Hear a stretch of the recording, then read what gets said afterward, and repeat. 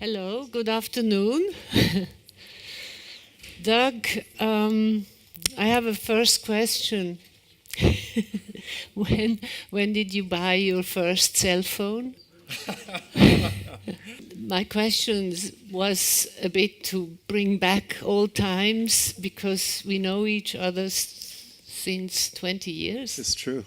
The first works I saw, which had already this very hypnotic quality and a very mental, it was video work, but which was completely focusing on mental states or electricity, energy, and maybe we show a little bit. A few pieces that we'll show just tiny molecular excerpts of. The first piece is Diamond C.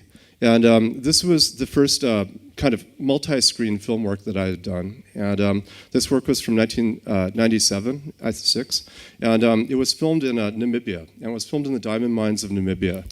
And I became kind of obsessed with this area.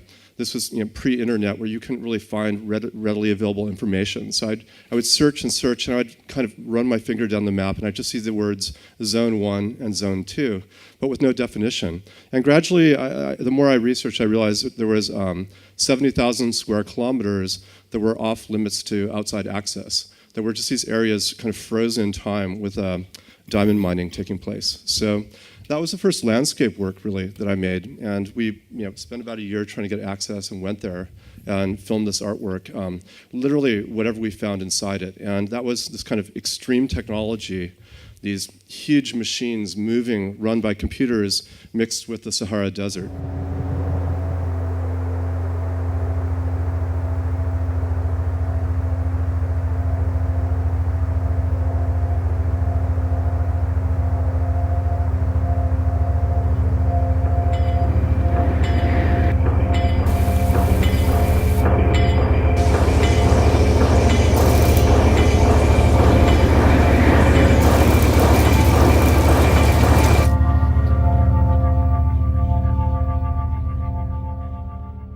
Works like Diamond C, early works like that.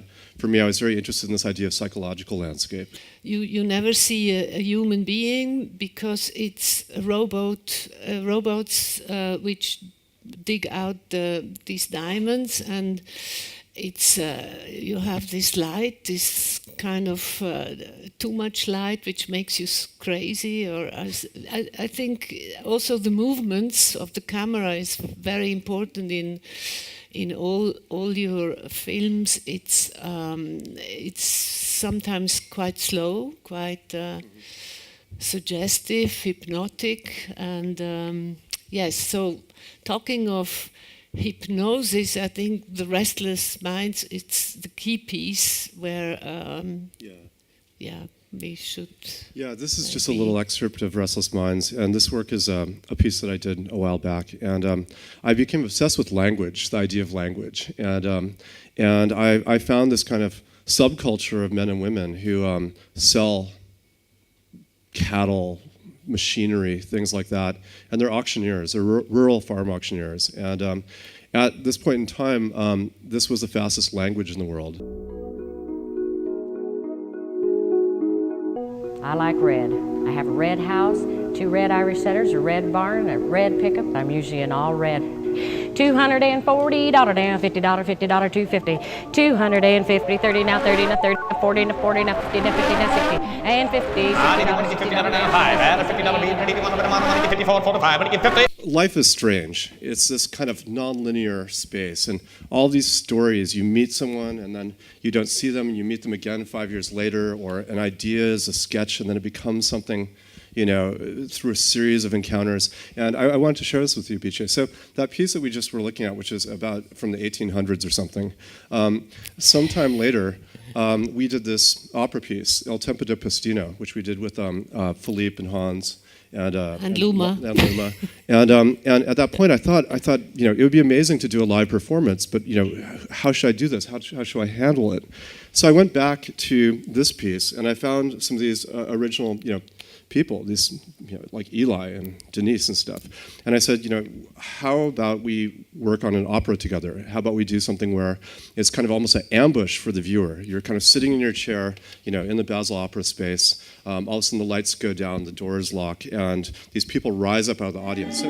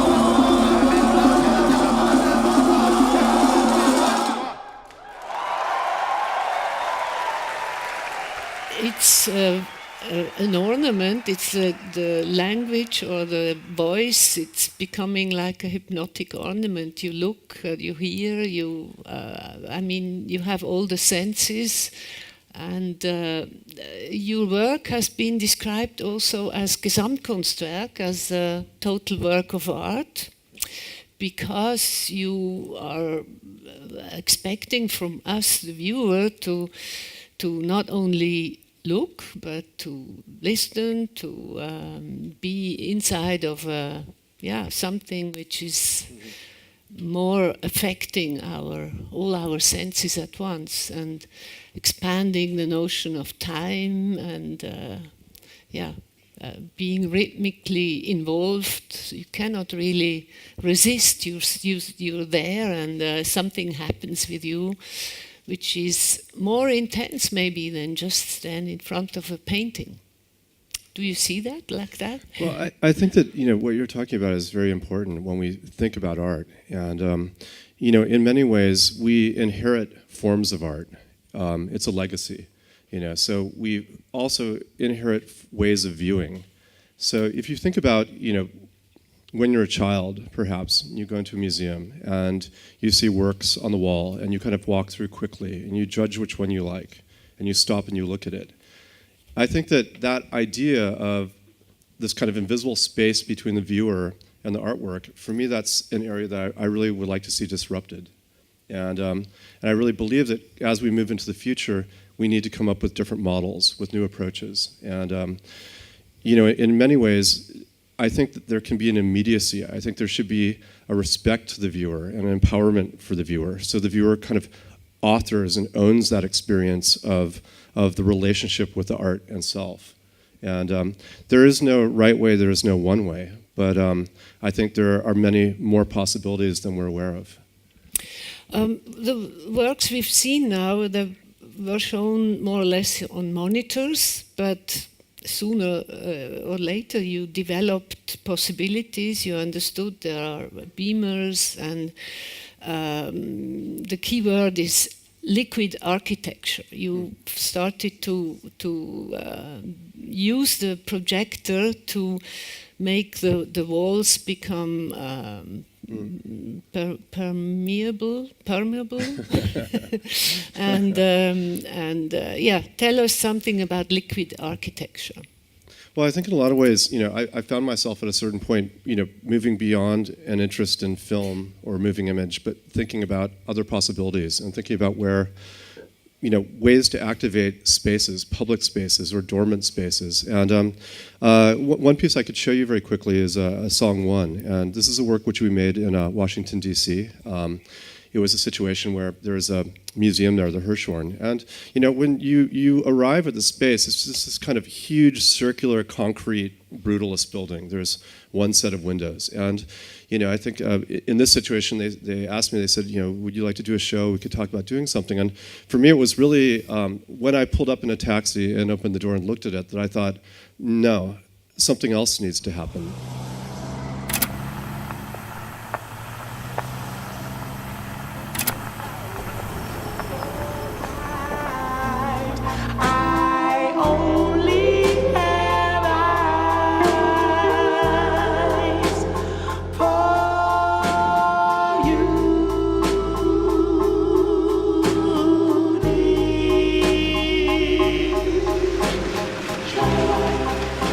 You are here, and so am I. Maybe millions of people go by, but they all disappear from view.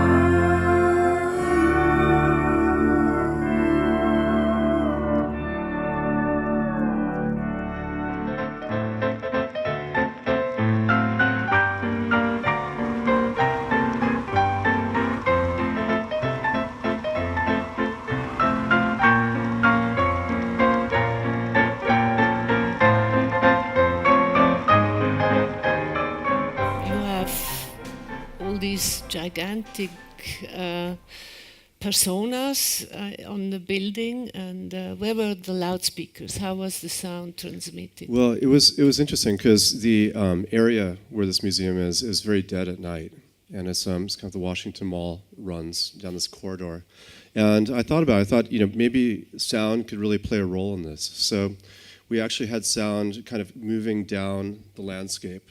So you would often hear the piece before you saw it, and you would kind of migrate towards the audio where it became warmer and louder. And one of the strange things about this piece was I think that often when you do projects with museums, the beginning of the exhibitions are the moments where there's the most viewers, the most kind of magnetism. And with this, it was absolutely the opposite. We made this work. And what we found was really the people of the community, the people of the city started kind of owning the work, and they would go back, and they'd come back again, and they would come back and they'd double park their cars and watch, or have a picnic, or make out in the bushes or something. I don't know, but it was very interesting seeing the work kind of grow and kind of become part of the landscape and the people itself. Mm-hmm. And I only have eyes for you. Of course, it has all these meanings you could associate. Yeah. One is, of course, it's a museum. It's on the skin of a museum where you're supposed to look, and also it's a very personal message. I only have eyes for you, so it's something which is projected from the inside to the outside of the building, but also of a human being, of all these beings who then start to sing and make a choral and a collectivity. Yeah. Well, I think when I was thinking about this work, I was very interested in the idea of repetition. And I was thinking about the idea that it's amazing. Each kind of century almost creates a new medium. And one of the contributions of the 20th century was the perfect pop song. This 3.5-minute song that can travel anywhere. That could be in the taxi, the elevator, your room, something you hear tonight. And these songs, they have a different form of transmission than an artwork does. So I thought about this. I thought, it'd be interesting to kind of excavate a song, this song, which was written in the 1920s and is one of the most covered songs in history, and to excavate the song and to find a way to kind of create a narrative that would thread together a city at night from person to person. And the actual piece is about 40 minutes or an hour, and you never really see all of it because different sides of the museum have different stories that are all in synchronicity and connecting. But I think that there's another piece that we just talked about that I'd like to share with you also, which is it kind of came out of works like this. The next work is titled Mirage, and Mirage is a work which we did about a year ago, and it's a sculpture that's entirely mirrored in the form of a suburban house. It's perched on a desert hillside, and it kind of looks into a valley where you see development and suburbs and roads, and eventually those roads end in nothingness, in just kind of empty space. But in some ways, I think that the early, more film-based works kind of started informing the sculptural works or the site-specific installations or the earthworks. I see also this kind of symmetry. You often kind of unfold something into a mirror image, and it's also like ornamental. It's something which confuses you or attracts you because, again, it has something hypnotic.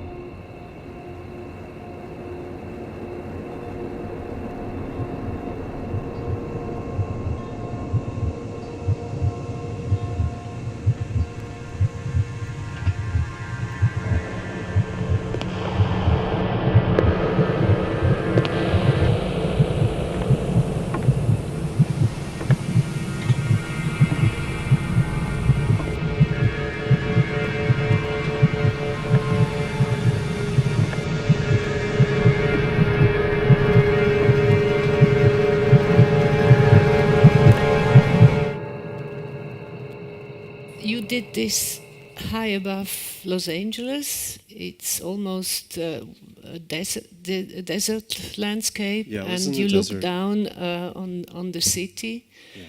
And the mirror effects, of course, you have the sky, and everything is sort of coming together and splitting away again.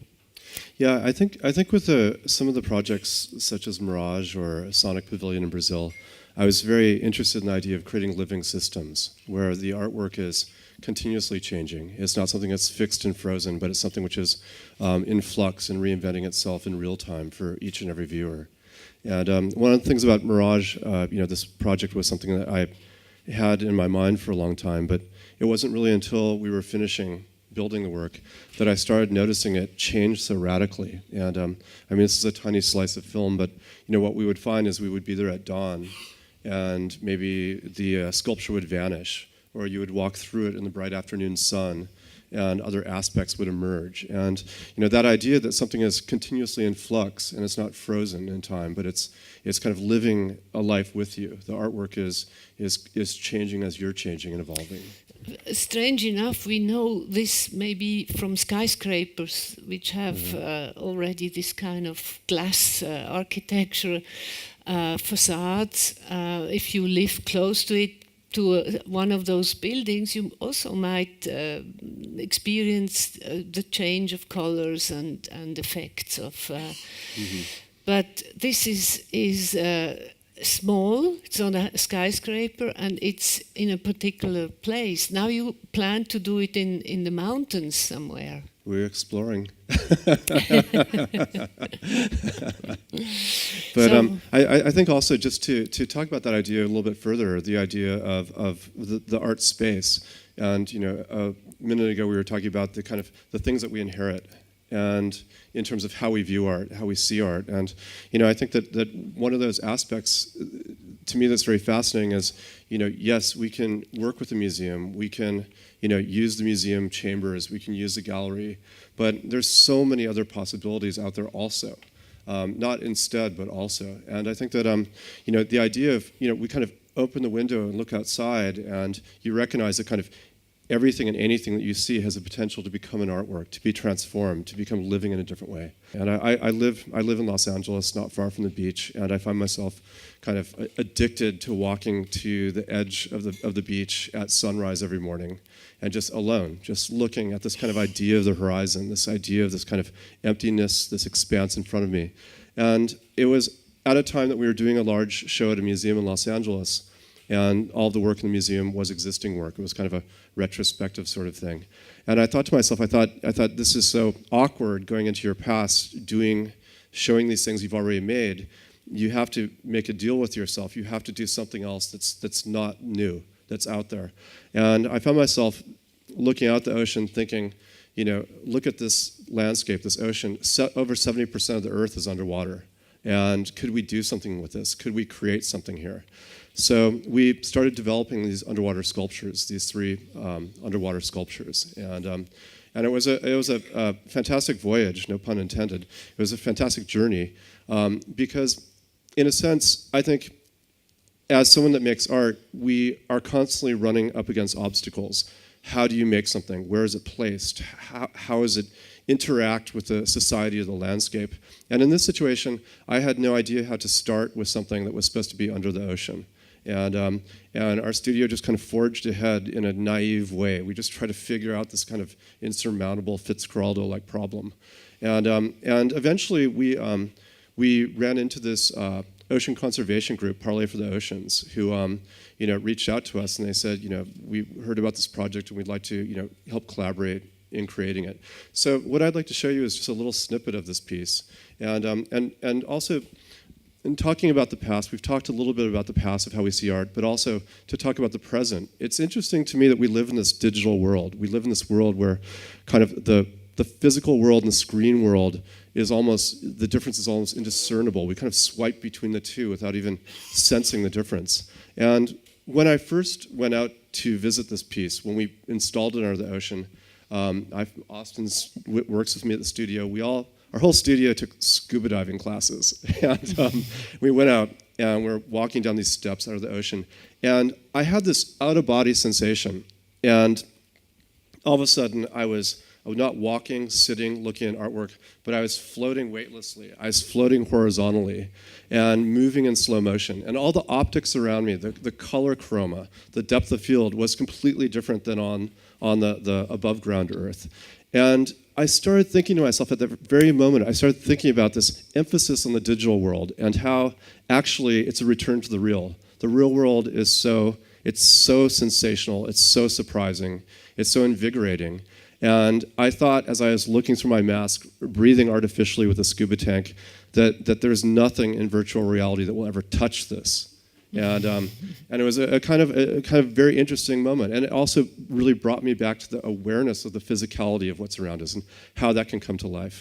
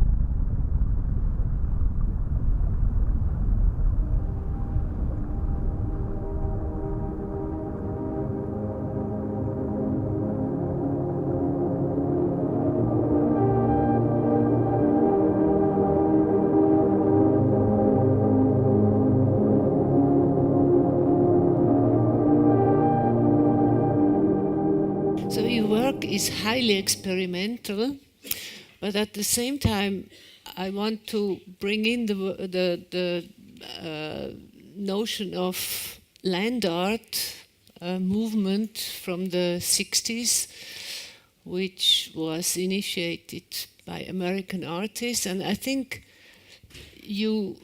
it's very interesting to look back to the 60s and to those artists who expanded the notion of art, the notion of sculpture, who went out in in the landscape and created these amazing structures, which were also ideas about the world, the art, the earth, and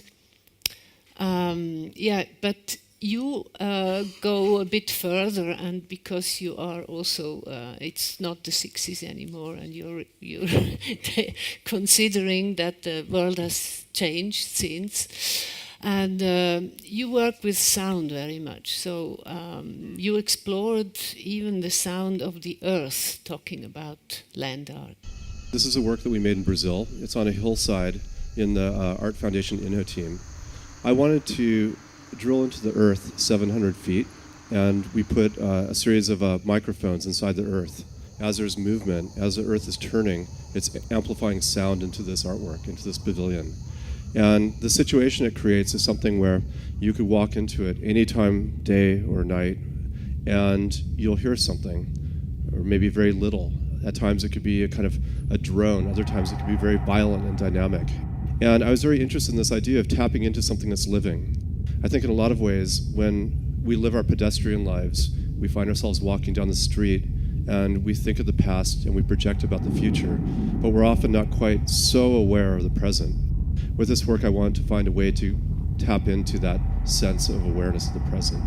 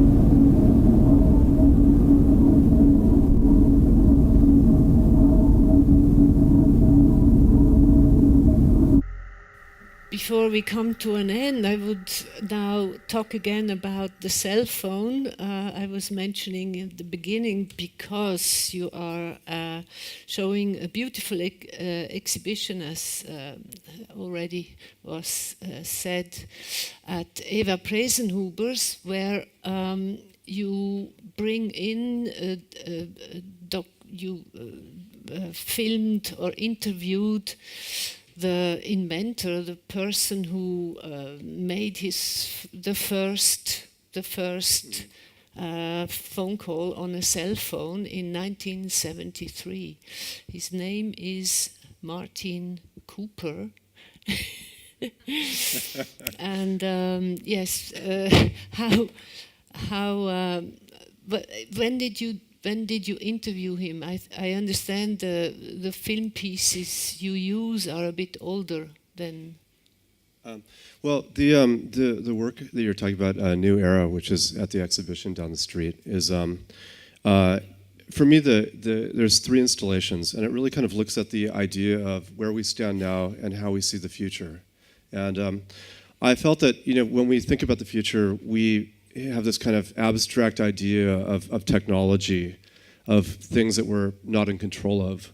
And I wanted to really look at it on a very human level. And so I found myself tracking down this man who's 89 years old who invented the first cell phone. And I wanted to talk to him. And I wanted to really kind of rehumanize this idea that the future is not this abstraction which is completely out of our hands, but we're actually authoring the future every minute.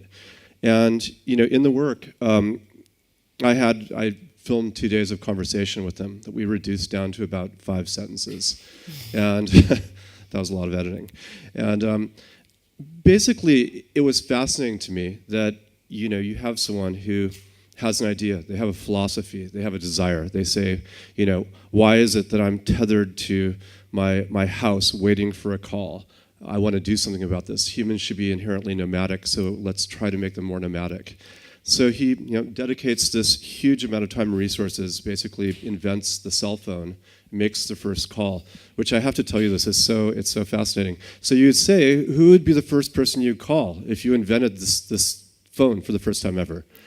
The person you love, maybe, your mother, your father, I don't know, someone? He calls the competition.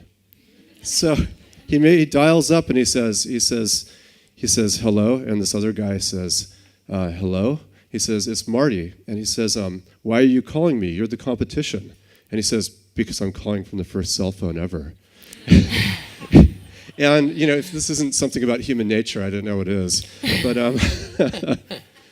But I found kind of these conversations with him fascinating, and they're kind of a door into where we're going. And I think in the work new era that you're talking about, there's kind of two different circles moving. And one is a very very human circle. It's a life cycle of a person. In this case, it's a frail, white-haired, older gentleman, who's kind of talking about his ideas.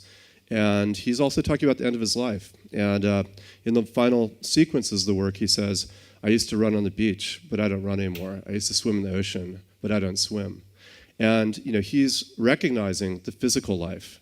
But at the same time, the other circle, which is moving simultaneously in the work, I think, is this idea of what has been created and how that's moving on its own, autonomously, and reproducing, and taking on a life outside of ethics and conduct, but just moving as a tool with kind of no regulation. And I think that it is very important for us to be aware of our ownership of the future. And whether it's in how we create culture and art, or it's the acts we do, or the conduct that we choose all the time. Hi, my name is Martin Cooper. In 1973, my team and I created the very first cellular telephone.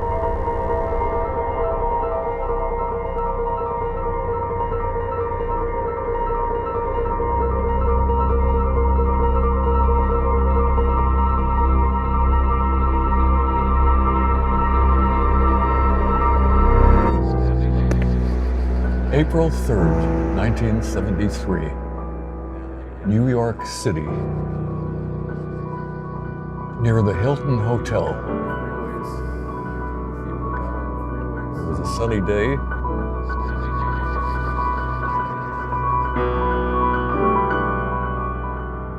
I made a phone call.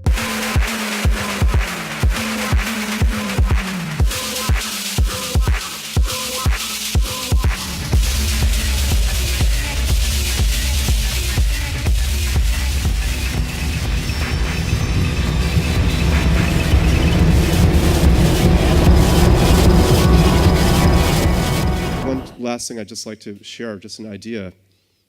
I would just like to talk about the value of art, which is why I hope we're all here. Maybe there's free booze or something. But I think really, why is there a culture? And why are we invested in culture? Why do we believe in it? Why do we put it in front of us as being something that must not perish? And I think the answer for that is really, if you look at our lives without culture, it's survival.